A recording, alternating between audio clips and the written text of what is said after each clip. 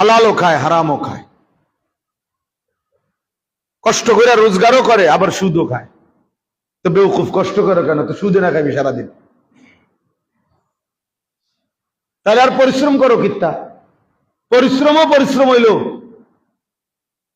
সুদেও খাইলা, তো লাভ হইল কি? এই রৌদ্র পুইরা লাভ কি? এর চাইতে ভালো ঘরে বসে থাকতে, সুদে টাকা লাগাইয়া এই বাবদ যা লাভ আসে এগুলো দিয়ে সংসার চলুক। নতিজা আরজালের তাবে হয়, ফলাফল নিকৃষ্টতার অনুগামী হয়। হালাল আর হারাম মিশ্রিত করে ফেললে ফলাফল হারাম হয়। এটার আরবিতে বলে আর কি, নতিজা আরজালের তাবে হয়, ফলাফল নিকৃষ্টতার অনুগামী হয়।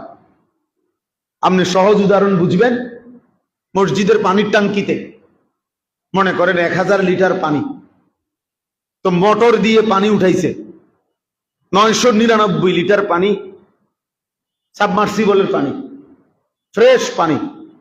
শুধু 1 লিটার অথবা আধা লিটার বা 100 গ্রাম 1000 ট্যাঙ্কির সাথে পানির সাথে পেশাব এটার সাথে দিছে, মিশাই দিছে।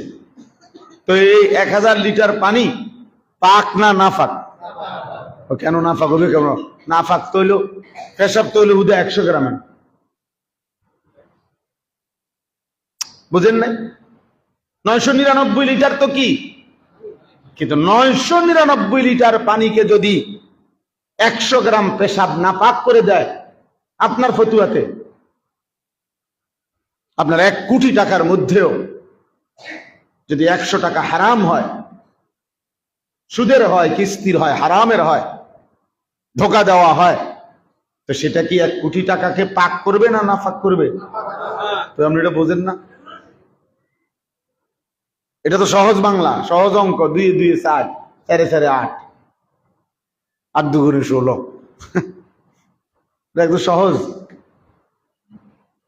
এটা তো জ্যামিতি না।